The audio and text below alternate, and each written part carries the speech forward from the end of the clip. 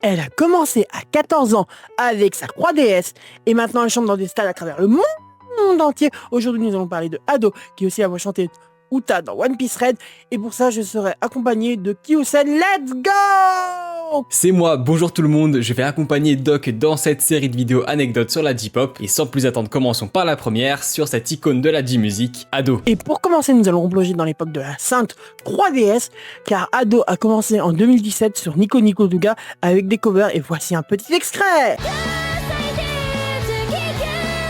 Et franchement, l'extrait était complètement ouf. Et maintenant, Kyusen, c'est à toi pour la suite. Bon, on sait déjà à quel point la voix d'Ado est absolument magnifique. Jusque-là, j'apprends rien à personne, je pense. Mais est-ce que vous saviez que sa gamme vocale, donc les sons que sa voix est capable d'atteindre, c'est pratiquement du jamais vu. Elle a une tessiture vocale qui est capable d'aller taper des notes très graves, mais aussi des notes très aiguës en l'espace d'un instant. C'est un exploit qui est très peu atteint dans le monde de la musique, et pour moi, ça fait aucun doute que si la J-pop avait plus de popularité dans le monde, Ado serait considérée comme une des chanteuses les plus talentueuses dans le monde. Bref, Doc, c'est à toi maintenant. Et pour terminer sur ces grosses anecdotes sur Ado, l'un des plus grands concerts que Ado ait fait était au Japan National Stadium. Elle a fait un concert qui s'appelle Shinzu le 27 et 28 avril 2024 devant plus de 70 000 personnes par concert, soit un total de 140 000 personnes, et ça c'est incroyable. Et en plus c'était le concert où elle a fait son duo iconique avec Atsume Miku, et ça c'est encore plus incroyable.